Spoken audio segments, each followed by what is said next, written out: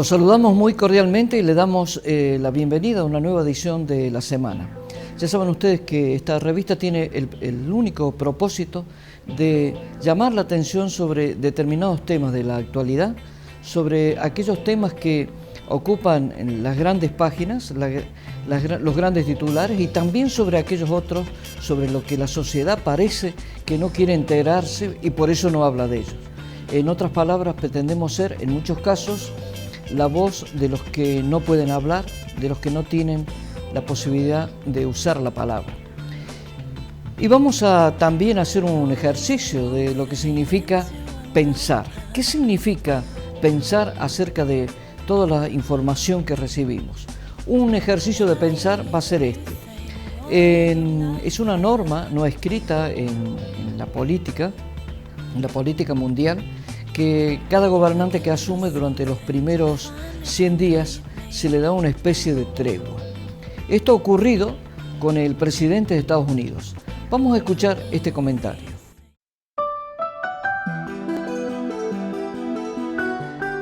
Una de las tradiciones más extendidas en todo el mundo es el otorgamiento de las 100 días a los nuevos gobernantes. ¿En qué consiste este otorgamiento? Es normalmente el tiempo que se concede a los nuevos mandatarios a tomar lo que se podría llamar las riendas del poder. Normalmente ese tiempo tiene la repercusión relacionada con el propio país, trascendiendo con menos importancia en el exterior. Esta práctica, sin embargo, alcanza notoriedad según sea la trascendencia del país. En el caso concreto del presidente de los Estados Unidos, el tema de los 100 días es notoriamente importante. En estos días se ha cumplido los primeros 100 del mandato de Barack Obama y, como es lógico, se ha comentado en prácticamente todo el mundo. Lo cierto es que, según desde la perspectiva en que se valoren esos 100 días, las conclusiones serán distintas.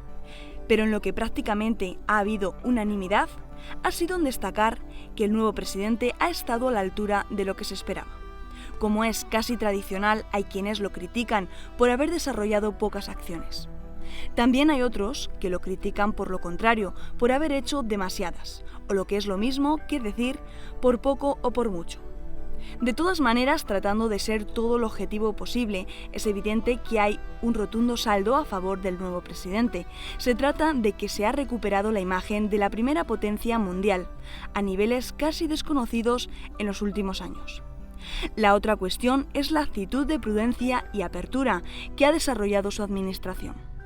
El presidente Obama ganó las elecciones con un sólido respaldo ciudadano, respaldo que se mantiene prácticamente sin variantes. Esa percepción que tienen sus compatriotas también se ha trasladado al resto del mundo. Sus primeros viajes al exterior así lo ratifican, polarizando toda la atención en Europa y también en América. También ha dejado claro cuáles son sus preocupaciones continentales en el Nuevo Mundo: México por la proximidad, Brasil por la trascendencia.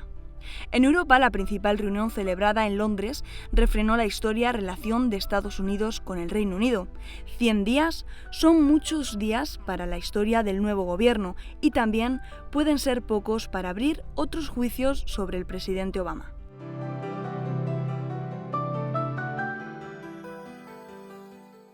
El presidente de los Estados Unidos ya cumplió los primeros 100 días de su mandato y, por supuesto, hay opiniones de lo más diversas. Lo que sí queda claro es que la influencia que tienen los primeros 100 días del presidente de los Estados Unidos son evidentemente muy diferentes de la de otros gobernantes.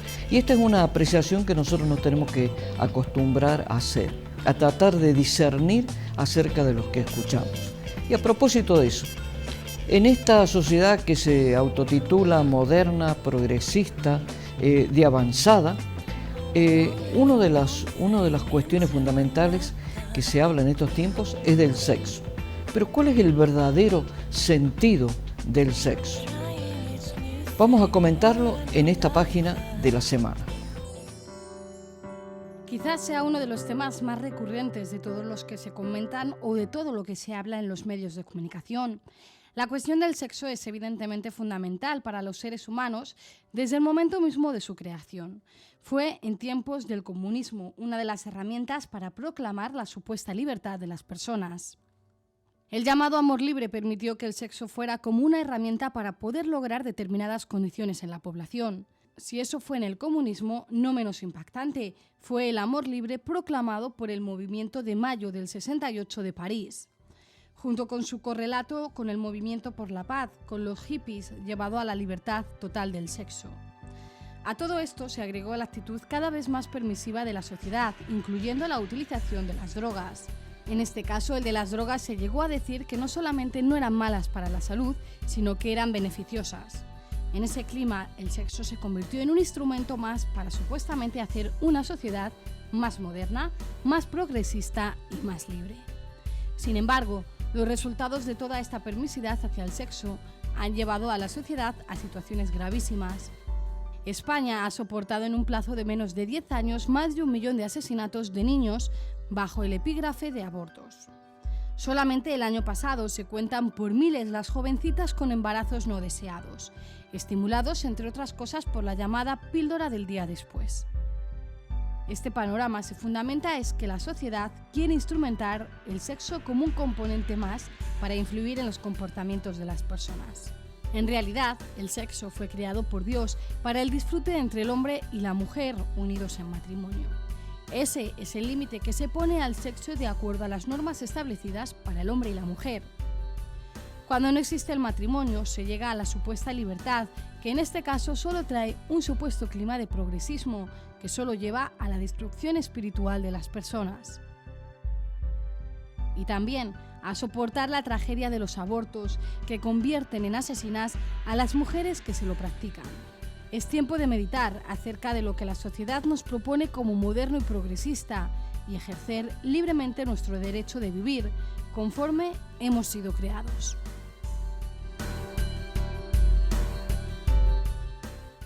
¿Qué es el sexo? Hemos intentado de darle un enfoque diferente en esta página de la semana para que seamos capaces de reflexionar. ¿Debemos vivir como el mundo quiere o debemos vivir según hemos sido creados?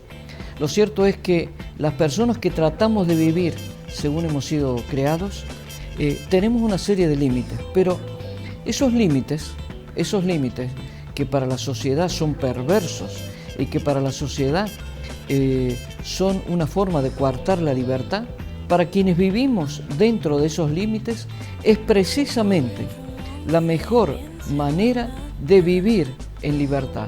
¿Y por qué decimos esto? Porque ya sabemos todos que la verdad nos hará libres, y justamente viviendo en verdad y con la verdad seremos más libres. Y a propósito de lo que nos rodea, de la actualidad, vamos a escuchar este informe sobre una parte de la realidad de un país africano. Vamos a hablar de Sierra Leona. Sierra Leona cobró una notable actualidad a raíz de una película, si no recuerdo mal, estaba vinculado con los diamantes. Y esta también sí que es una realidad dramática, es una realidad que golpea las puertas particularmente de los países ricos, de los países poderosos de la tierra, que en muchos casos son culpables de parte de la realidad de los problemas que tienen estos países. Pensemos esto, ¿qué parte de realidad tenemos nosotros, por ejemplo, con lo que está ocurriendo en Sierra Leona? Y también tenemos que pensar, y mucho, acerca del tema que va a comentar ahora Daniel Baluja en su página de Perspectiva, la manipulación que se hace con las células madres. Vamos a escuchar.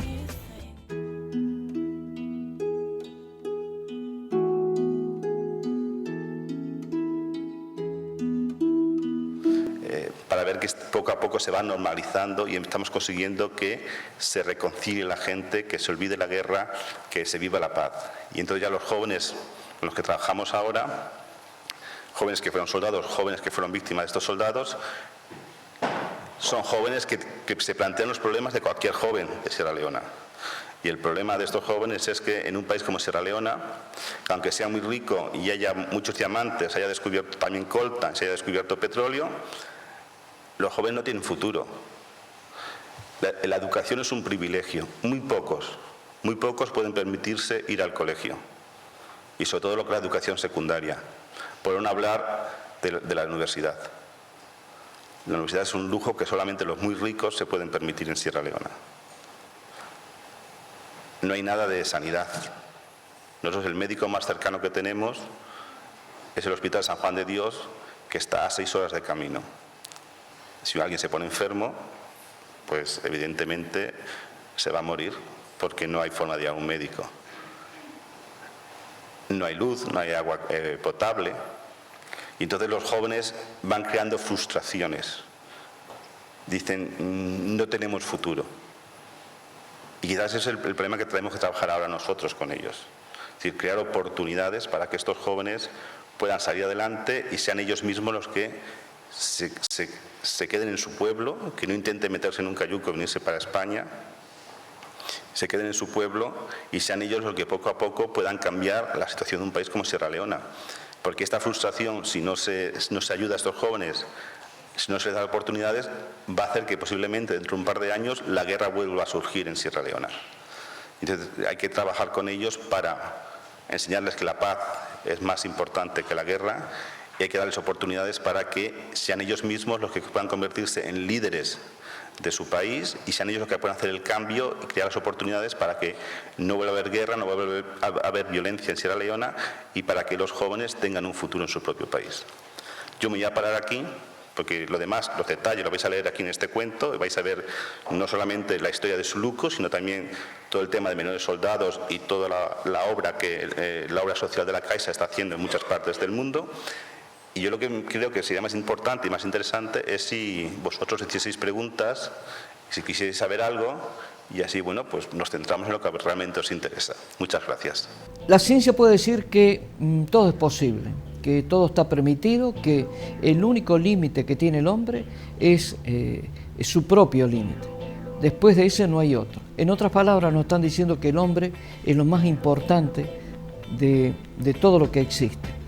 Eso algunos lo llamamos humanismo y eso nos aleja del pensamiento que nosotros hemos sido creados.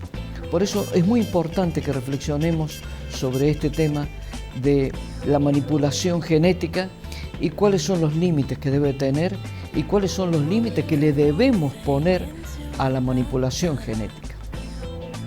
Vamos a cambiar de página, de asunto por supuesto, y ahora vamos a recobrar una parte de la actualidad con un enfoque diferente. Ya saben ustedes que todo el mundo está viviendo bajo la alerta número 6 con relación a la fiebre porcina, a la peste porcina, e incluso este tema ha derivado en otra cuestión verdaderamente insólita. La Unión Europea ha cambiado el nombre de fiebre porcina por una sigla que tiene números y letras. ¿Por qué? ¿Por qué no se llaman a las cosas con su nombre? Entonces disfrazamos o intentamos disfrazar otra parte de la realidad. Vamos a escuchar este comentario que se pudo ver y se pudo escuchar en Solidaria al Día, aquí en Solidaria TV.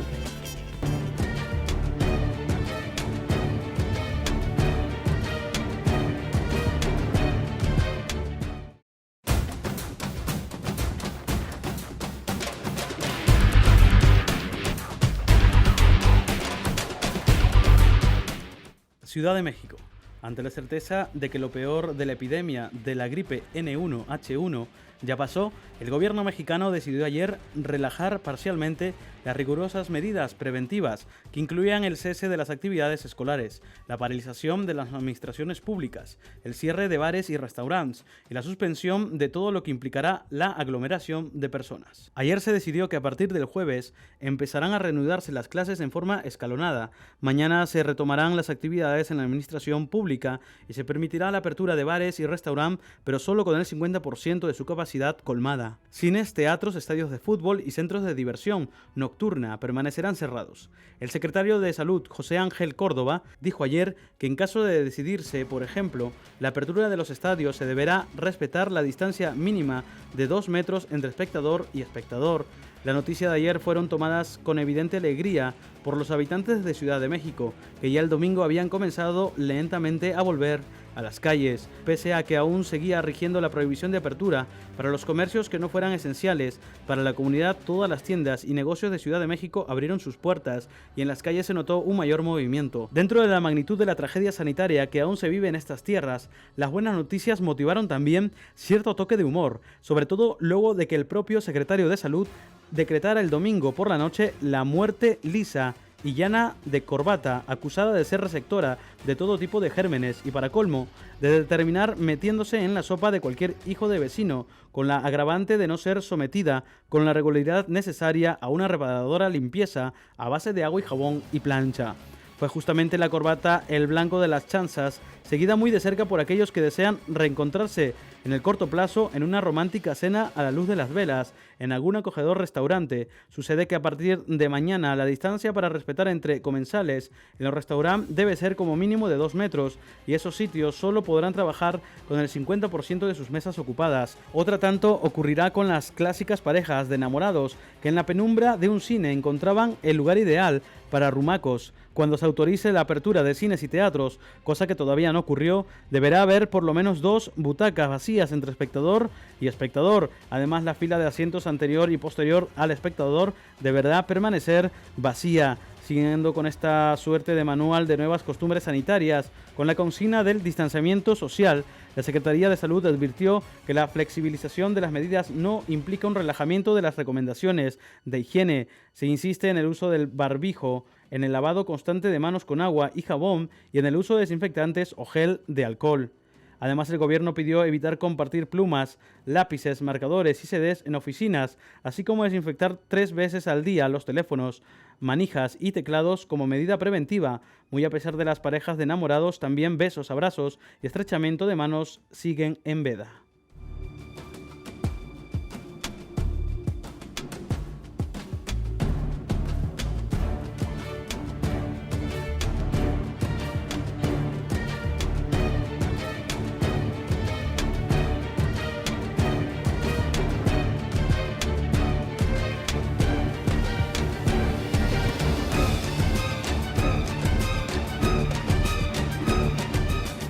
Ya ven ustedes cómo México está tratando de superar esta gravísima situación que se originó con el tema de la fiebre porcina. Este tema de la fiebre porcina nos tiene que hacer recordar otra cosa más. Cuando el pueblo de Egipto, cuando el pueblo judío había salido de Egipto y estaba... voy a cambiar. Esto nos tiene que hacer reflexionar a propósito de lo de México. Cuando el pueblo judío salió de Egipto y estaba en el desierto, Dios le dio una serie de normas de vida, una serie de normas que también estaban vinculadas con la sanidad. Y entre esas normas que Dios dio al pueblo judío estaba el que no debían comer lo que Dios llamó los animales inmundos. Y entre esos animales inmundos estaban también los cerdos. No es para reflexionar esto, no es que sería bueno que pensemos por qué Dios dispuso eso y si fue bueno o si fue malo para el pueblo judío, que durante 40 años ni uno solo de ese 2 millones de personas, esa cantidad enorme de gente, ni uno solo estuvo enfermo. ¿Por qué no pensamos a propósito de los animales inmundos? Y para pensar, vamos ahora con Lourdes Díaz. Con Lourdes Díaz estuvimos conversando a propósito de lo que significa el aborto, las secuelas que deja en la mujer el aborto. Este es un tema sobre que nada se habla, porque la sociedad progresista, moderna, de avanzada en la que vivimos, siempre habla de que el aborto es un derecho que tiene la mujer, es una libertad que tiene sobre su cuerpo. Pero de lo que nadie habla es de lo que Lourdes Díaz va a hablar ahora. Lourdes Díaz es la presentadora del programa Amigos en RKM Radio. Y escuchen ustedes este impresionante testimonio de Lourdes Díaz. Tiempo de diálogo, damos una vez más la bienvenida a Lourdes Díaz, que es la presentadora del programa Amigos por RKM Radio. Bienvenida, Lourdes. Pues bien hallado, Diego. Encantada de estar un ratito más aquí charlando contigo. Qué bueno que es tener oportunidad de, desde la simpleza, abordar estos temas que son tan serios, porque la mayoría de las veces cuando entramos, por ejemplo, como vamos a hablar ahora del aborto, es tan solemne todo lo que se dice, pero nosotros ya hemos hablado hace poco de la cuestión del aborto, cómo le afecta a la mujer, y para físicamente, y para eso ha tenido que ser una mujer la que lo diga, porque claro, un hombre nunca podría hablar de eso. Y ahora vamos a seguir con el tema del aborto, para llevar un mensaje de esperanza a las mujeres que están por tomar decisiones graves en su vida. ¿Y qué le pasa a una mujer? Digamos, ¿qué ocurre cuando una mujer queda embarazada y a partir de ahí, qué pasa en su vida interior? Pues mira, Diego, yo me alegro mucho de que tú abordes este tema conmigo. Quizás no he tenido muchas oportunidades muchas veces de hablar desde el punto que quiero hablar hoy, ¿no?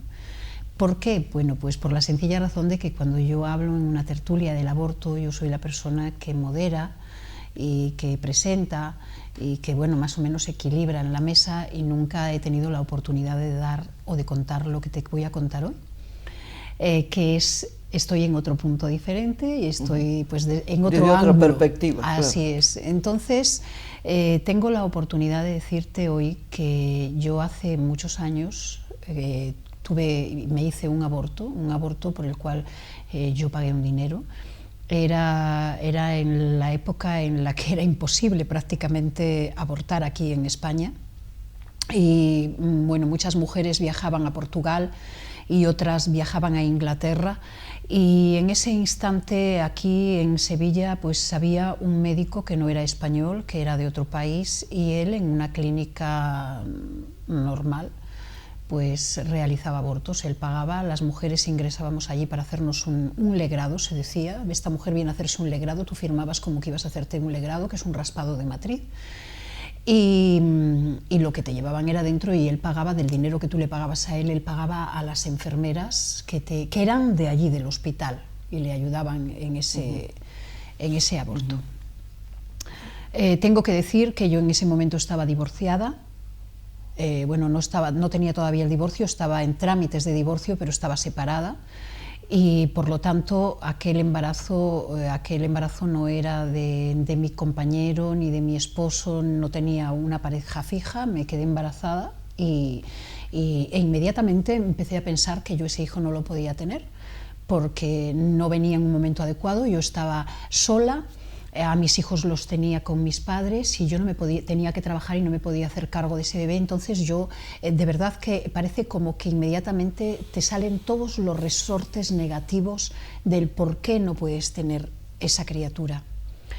Y claro, tienes un dilema, porque eres madre, o no lo has sido, pero tienes el instinto de tener un hijo, de tenerlo en tu vientre, de que crezca, de que se desarrolle, de tenerlo, de abrazarlo después, de verle la cara, de ver cómo es.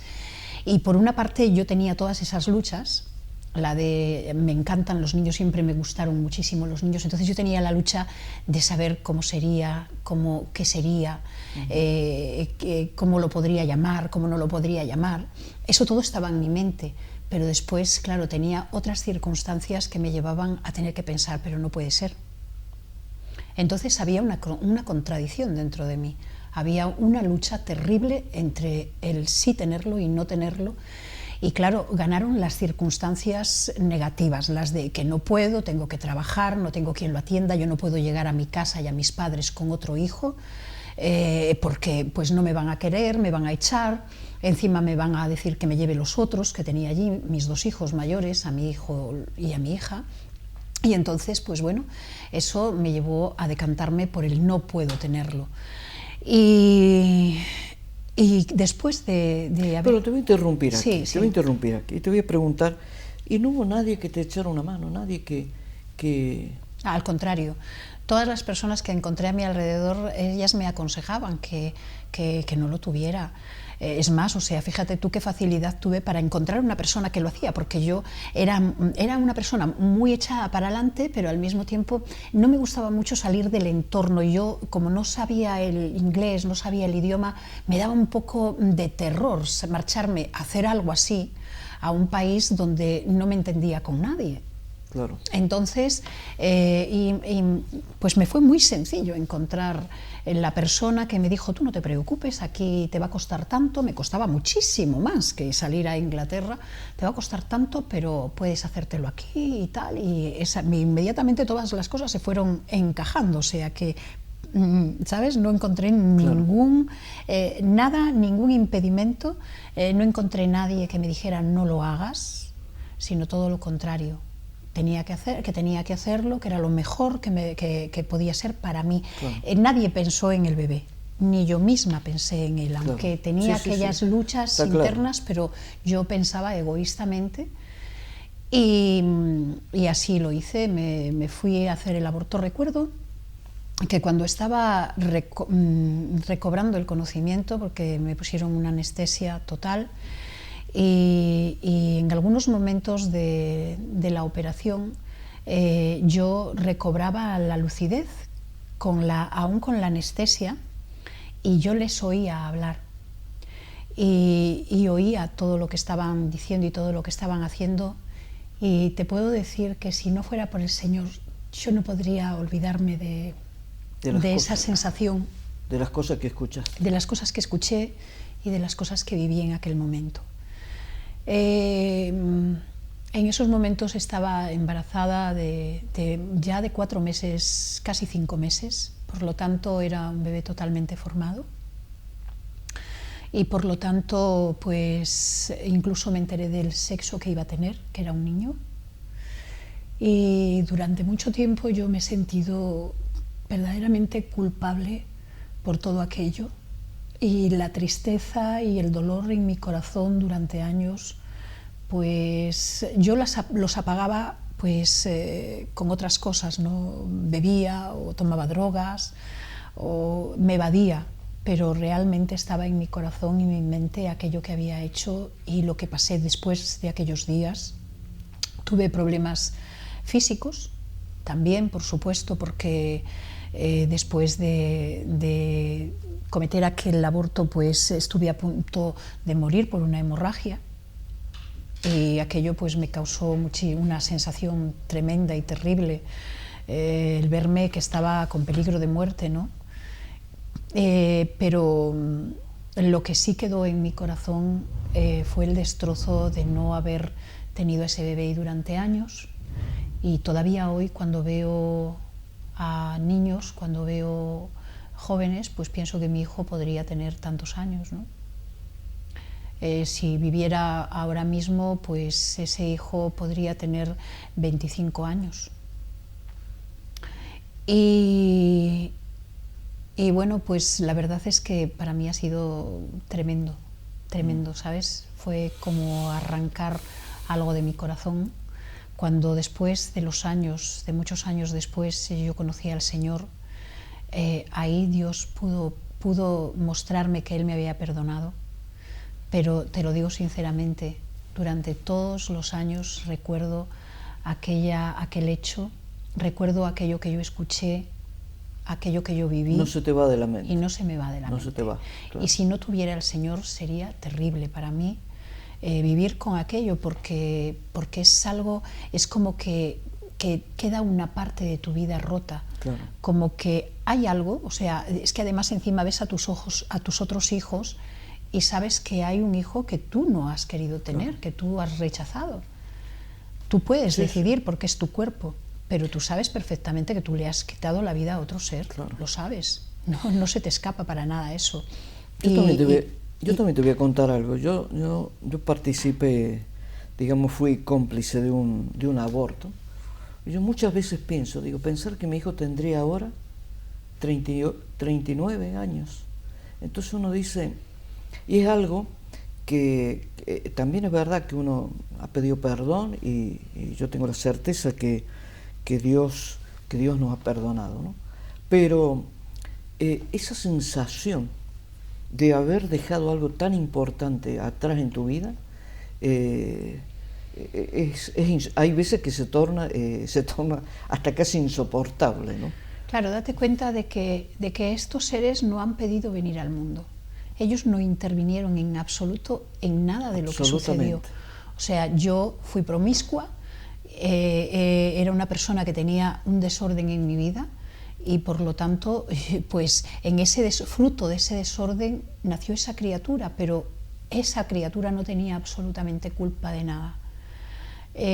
Quizás cuando uno piensa así, en quitarle la vida a alguien, también podría haber pensado en quitármela yo misma, porque era una persona con una vida tan destrozada y tan deshecha que quizás la más culpable de todas era yo. Si era para echarle la culpa a alguien, tendría que habérmela echado a mí misma. Bueno, o la primer víctima eras tú también, ¿no? Yo era una víctima más. Pero claro, en esos momentos es más cómodo pensar que lo que te molesta es esto y no va a pasar nada, no es importante, y que además que es un incordio, que es una molestia. Claro, cuando tú después ves a tus hijos, ves que no son molestias, que no son incordios, que son una bendición, que son la alegría de tu vida. En estos días se celebraba el Día de la Madre y date cuenta de que mi hijo mayor, Luis, murió con 26 años en un accidente de coche. Muchas veces pensé que yo estaba pagando con mi hijo, con mi primer hijo, esa primicia, que yo estaba pagando muchas de las cosas que yo había hecho, ¿sabes? Muchas veces ha venido a mi mente y a mi corazón que él ha sido un poco la ofrenda. Pero cuánto me hubiese gustado tenerle en el Día de la Madre cerca de mí para que me felicitara, para que me besara, para que me abrazara, para que me dijera como él me decía, porque era un hijo muy cariñoso, mamá te quiero. Y por otro lado, fíjate qué hubiese sido para mí no solamente tenerle a él, sino también tener a aquel al que yo le privé de vivir, ¿no? Y sabes que después, cuando, como te decía antes, me casé y me costó mucho quedarme embarazada. Estuve durante 4 años casada sin tener ningún problema que impidiera el que yo tuviera hijos. Y cuando después me quedé embarazada, sufrí terriblemente, porque justo a los 5 meses se rompió la bolsa de líquido amniótico y había la posibilidad de que ese hijo que estaba esperando muriera. Y tuve que luchar durante 1 mes. Estuve en la cama sin poder levantarme, ni siquiera para hacer mis necesidades. O sea, me lavaban en la cama, me limpiaban en la cama, no me podía mover porque para fijarlo, ¿no? para que pudiera tener el líquido suficiente para que pudiera vivir. Y de hecho el líquido era tan poquito que me hacían un día sí y un día no una ecografía para ver cuánto líquido todavía le quedaba, y él nació sin masa muscular y sin nada porque tuvo que vivir en aquel poquito líquido, encogidito, sin moverse, para poder tener la vida. Claro. Y ese niño además vivió durante 3 meses en una incubadora luchando por su vida, y tú no sabes cuánto sufrí, porque también pensaba que eso era parte de lo que yo estaba pagando por causa de lo que había cometido un día.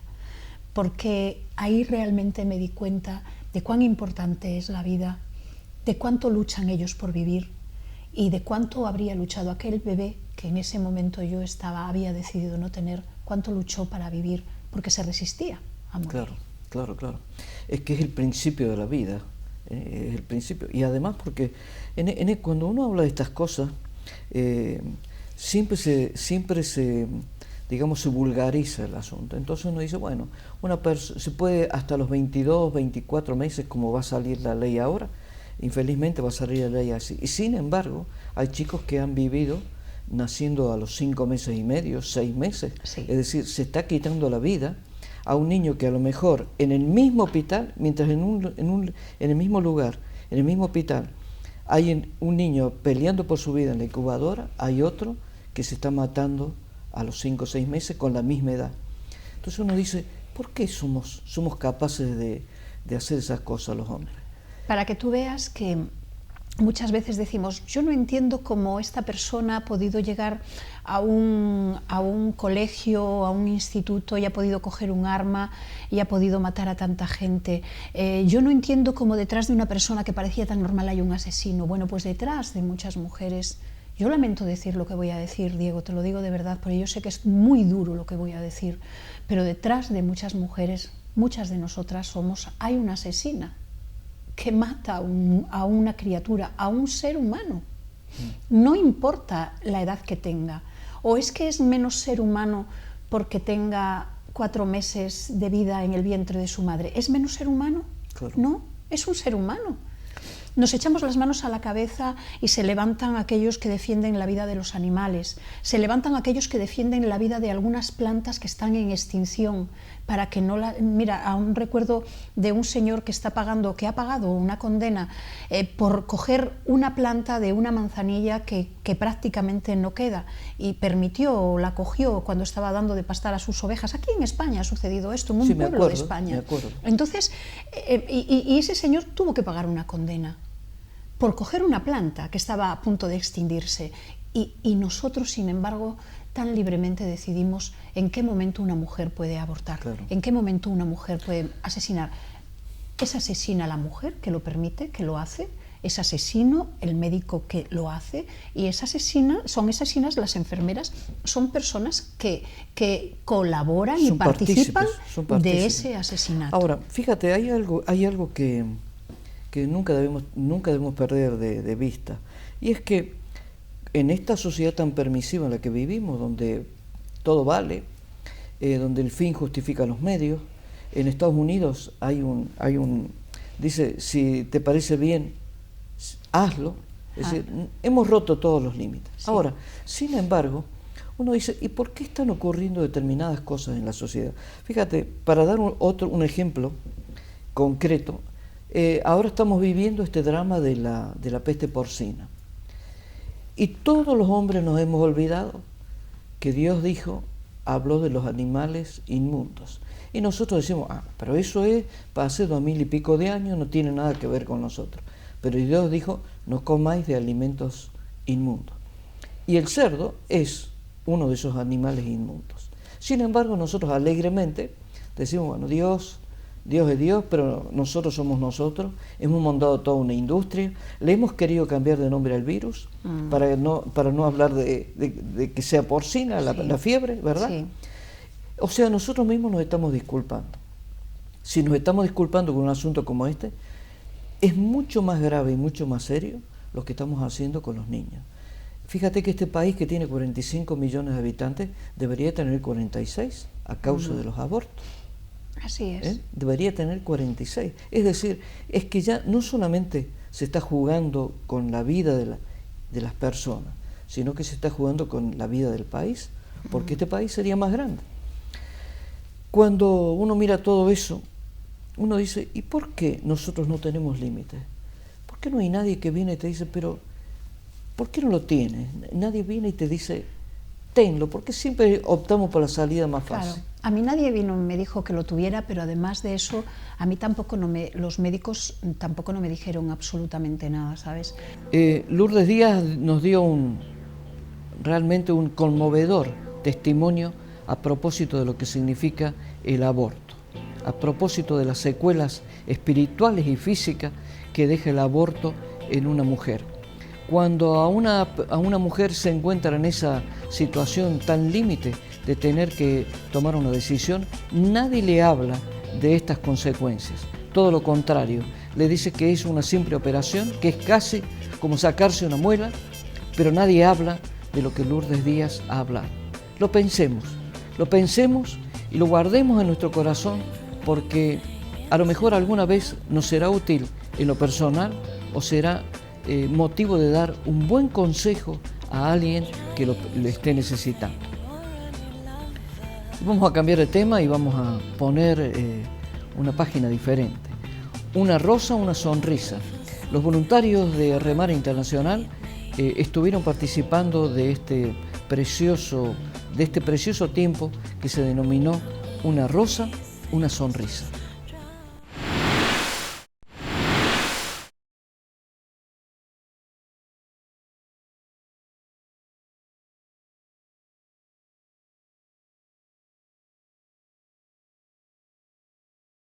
Una rosa, una sonrisa. Campaña solidaria a favor de los más pequeños. Remar es una ONG cuyas siglas significan rehabilitación de marginados. En esta ocasión, la ONG de Remar organiza un acto solidario con el tercer mundo, en especial con la infancia de Guatemala, que se llevará a cabo el Día de la Madre, en el que los niños de nuestras localidades podrán ser solidarios aportando tan solo €1 por una rosa como regalo a sus madres. Todo lo recaudado va destinado al sostenimiento del colegio que Remar tiene en Guatemala y que da escolarización a 500 niños sin recursos, enviados por el gobierno de Guatemala por problemas de abandono, enfermedad, maltrato o falta de recursos. Dicha campaña se realizará el día 30 de abril. Una rosa, una sonrisa, una iniciativa a la vez de original, solidaria. ¿Qué mejor día que el Día de la Madre para ser solidario con los más pequeños? Niños muchas veces privados de una vida digna, privados de educación, niños sin madre, abandonados, etc., debido a la situación marginal de sus países. En un día especial en el que todos nos acordamos de nuestra madre, la ONG Remar te invita a ser solidario a cambio de una rosa.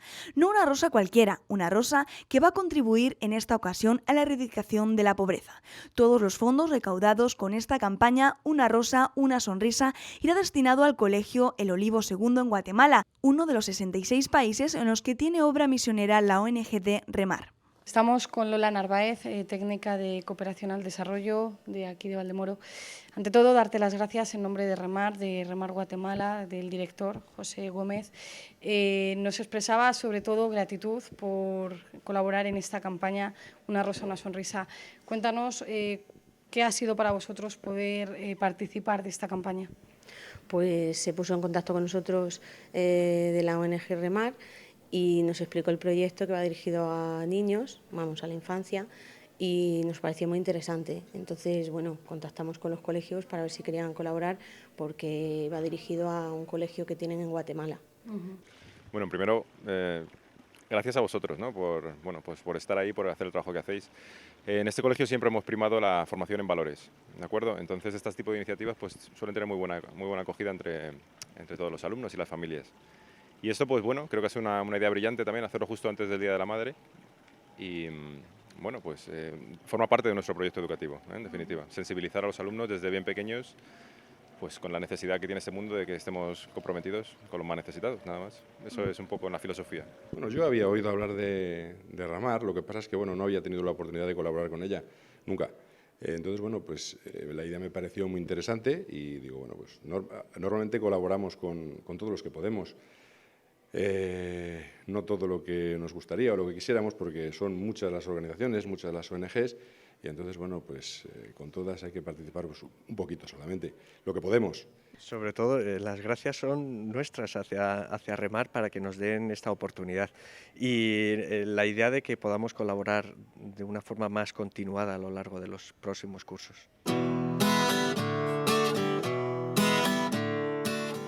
Desde Remar España, la ONG D, en su esfuerzo, dedicación y voluntariado diario, ayuda a otros países. Algunos de los colaboradores de esta campaña han sido el Colegio López de Lerena, donde se han repartido 530 sobres. El Colegio IES Maestro Matías Bravo, con 200 sobres y rosas.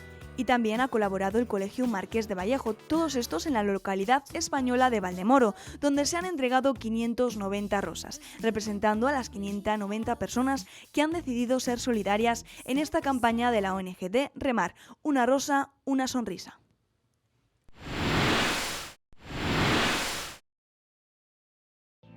En este mundo en el que vivimos, en el que todo el mundo está afanado, está preocupado, tiene sus obligaciones, solamente nos estamos mirando a nosotros mismos, siempre hay personas como los voluntarios de Remar Internacional, los jóvenes de voluntarios de Remar Internacional, que tienen tiempo, que tienen amor para hacer lo que acabamos de ver. Este tiempo que llamamos una rosa, una sonrisa. Y cambiamos de página y nos vamos con un escocés que vive hace bastante tiempo en Ecuador y nos va a contar una parte de sus experiencias. Vamos a escuchar el reportaje con Douglas Cowan. Y ahora en Tiempo de Diálogo vamos a dar la bienvenida a Douglas Cowan, un escocés que vive en Ecuador. Y de todo lo que hace ya hablaremos. Bienvenido, Douglas. Muchas gracias, Diego, por la invitación. Un placer estar aquí con ustedes. Muchas gracias. Es curioso porque tú eres un escocés que vivió muchos años en Escocia, después fue a vivir a Inglaterra y ahora estás viviendo en Ecuador. Así es, ya estamos casi 13 años, bueno, yo y mi esposa, que María Augusta, que es ecuatoriana, vivimos ya en Quito 13 años y ya efectivamente estoy uno más de los ecuatorianos. Yo.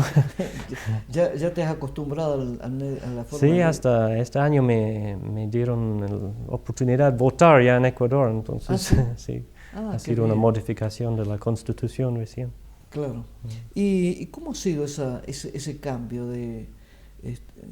digamos al comienzo, ¿no? de vivir de Europa a un país que tiene unas características muy singulares como es Ecuador? Un país más cálido, por ejemplo, ¿no? Bueno, tengo que decir que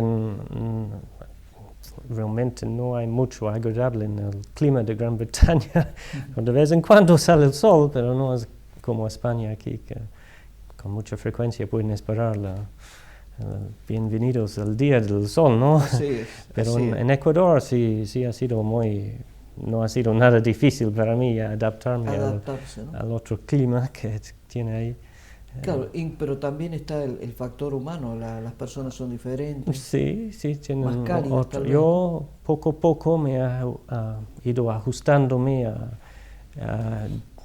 en cierta manera, yo diría disfrutando de la libertad que la cultura ecuatoriana, tal vez en cierta parte en España también da, por lo menos en horarios, sí, se toca reorganizar su vida para acostumbrarse a un cumplimiento de vez en cuando de otras partes y a veces mi propio incumplimiento ya que no me complica las cosas, no llega a tiempo, pero ya no me preocupa tanto como los otros no ingleses. Grave, no pasa nada ya.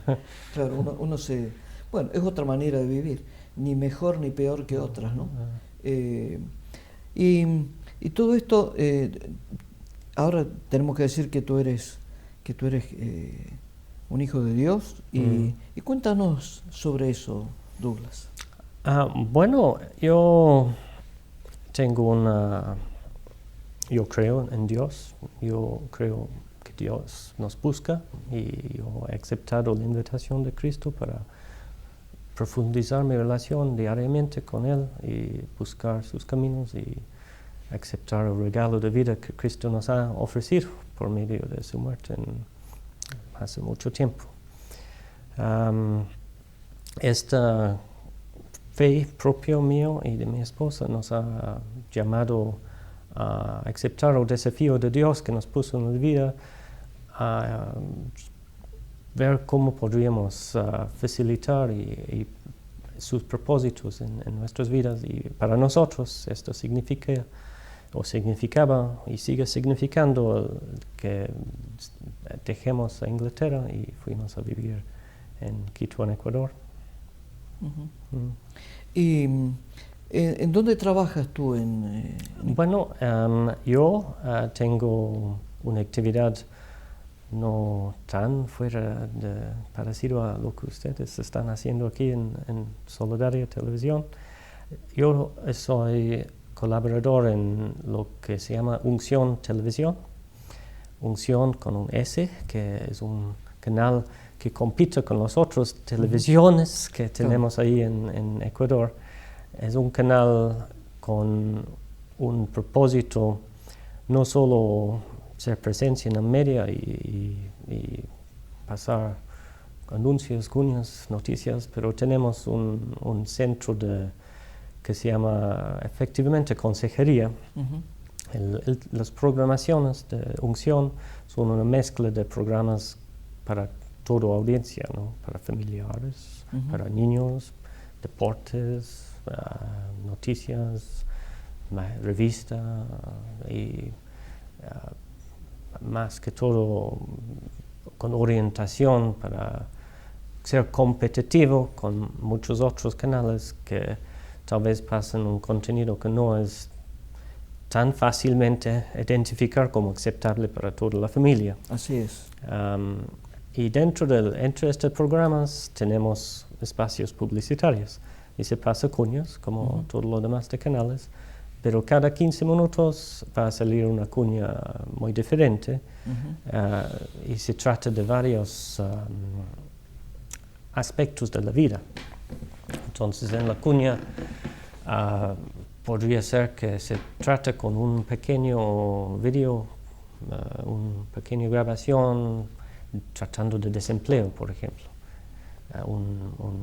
Una familia que está intentando tratarlo un punto, cabeza de la familia ha perdido el trabajo, y intentamos orientar a la gente a comunicar con el canal para conversar de este asunto, porque muchos llegan a estas situaciones y realmente no saben dónde recurrir, con quién habla de esto, o tienen miedo a hablar no quieren aceptar que tienen un problema, igual con problemas como la adicción a las drogas, abuso de niños, y intentamos orientarse que se comunique con el canal y se identifique claramente el canal como un medio que tiene quieren orientarse para que se acerque a Dios, porque Dios es lo que da esperanza en la vida de la gente. Así es. Douglas, es decir, el mensaje tiene el propósito de ayudar espiritualmente a las personas, es decir, darle una guía para solucionar o tratar de encontrar una solución a sus problemas, a su vida. Sí, esa es la idea, ¿verdad? Con un acercamiento personal, por medio de haber visto la cuña, llamar al teléfono, y de ahí posteriormente tal vez visitar el centro de consejería o enviar correos electrónicos o llamar por teléfono. ¿Y cuáles son los problemas más frecuentes que plantea la gente, que plantean los ecuatorianos? Diría, probablemente lo más frecuente es un fracaso en el matrimonio. Hay muchas parejas que tienen graves problemas. Divorcios. O separaciones. O violencia, tal vez. Y estos problemas son los más frecuentes, más que todo. Y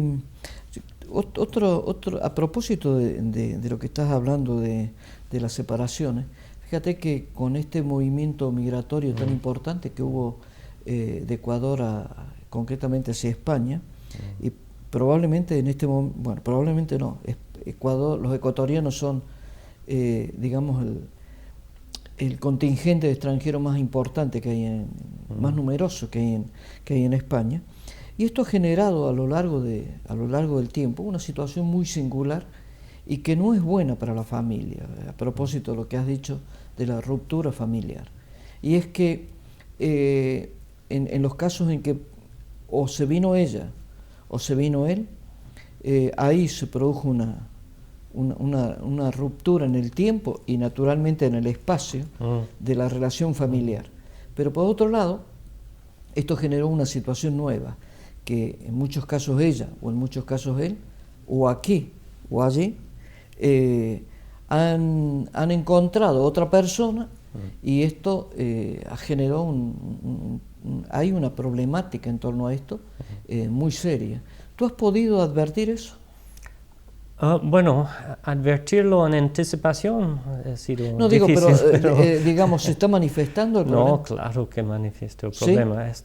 Diría, bueno, una buena cantidad de los inmigrantes sí tienen familia en Ecuador y muchos no han podido traer sus niños a España, por ejemplo. Y si eres casado y has dejado al esposo o la esposa ahí, la tensión es fenomenal y realmente para mí es no creo que Dios quiere que las familias estén separadas de esta manera, pero sí entiendo la presión económica que puede ser que es insoportable y buscan una salida. Pero al mismo tiempo hay unos que tal vez han salido no tanto por la presión económica, pero por buscar un mejoramiento algo diferente, escapar de una situación muy difícil, que han subido el avión a España y se encuentran aquí, ¿no? Lo más preocupante para mí son los niños que han quedado sin cabeza, o sin padre o sin madre, o se quedan con los abuelitos o con parientes. Y bueno, reciben un dinerito cada mes para ayudar con los gastos, pero... Hemos sabido un poquito más acerca de Ecuador. Ya saben ustedes que el mayor movimiento migratorio que ha vivido España se ha originado precisamente en Ecuador. Y por eso es bueno que nosotros conozcamos cuál es la realidad que vive Ecuador, para entender a los ecuatorianos que viven principalmente en España, que es donde se origina esta emisión de Solidaria al Día, y más concretamente de la semana de la que estamos participando. Habíamos dicho al comienzo que es bueno que nos acostumbremos a pensar, que es bueno que escudriñemos acerca de todo lo que se nos dice, para que sepamos qué es lo bueno y para que sepamos qué es lo malo, qué es lo que está bien y lo que está mal.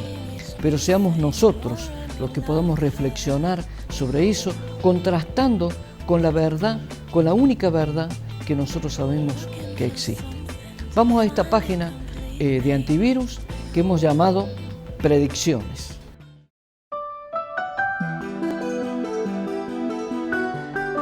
Los científicos no solo se atreven a formular teorías indemostrables, sino que también hacen predicciones. Esta actitud de provocar un auténtico bombardeo de información es una forma de atrapar la atención de quienes pasan por la vida desaprensivamente. Si sumáramos todos los anuncios científicos que nunca se concretaron, tendríamos una lista casi interminable. Es como si hiciéramos una lista de las previsiones periodísticas que resultaron erradas. Este último ejemplo es para dar un símil de lo que estamos afirmando con relación a los científicos. Las supuestas afirmaciones que recibimos de parte de los hombres de ciencia no solo se contradicen, también los anuncios de supuestos descubrimientos nos llevan a un mundo irreal y de fantasía. En estos días, un científico japonés formula una serie de afirmaciones relacionadas con los campos de fuerza. En otras palabras, nos viene a contar que los muros invisibles e impenetrables de algunas películas son posibles para el hombre. El efecto que este tipo de afirmaciones produce es el de llevar esta dura realidad en la que vivimos a una irrealidad absolutamente ficticia. Es evidente que este científico también puede hacer como las hizo, predicciones sobre la supuesta invisibilidad de los seres humanos. La explicación que surge de sus palabras nos lleva a reflexionar acerca de la verdadera función de la ciencia. ¿La ciencia está para corroborar la fantasía del cine o para ayudar a los hombres a vivir en plena realidad? En muchas ocasiones, la ciencia se atreve a desafiar las normas de la creación, con el simple argumento que al hombre todo le está permitido. De esta manera se siembra el campo de la mente y las emociones para que aceptemos, por ejemplo, las manipulaciones genéticas de los embriones o las manipulaciones genéticas sobre las células madre, siempre con el elevado objetivo de salvar vidas humanas. Pero lo que no se dice es qué grado de garantía tienen esas experiencias cuando se convierten en casos reales. ¿Hasta cuándo aceptaremos la dictadura de la ciencia, atentando contra la libertad humana de vivir según hemos sido creados?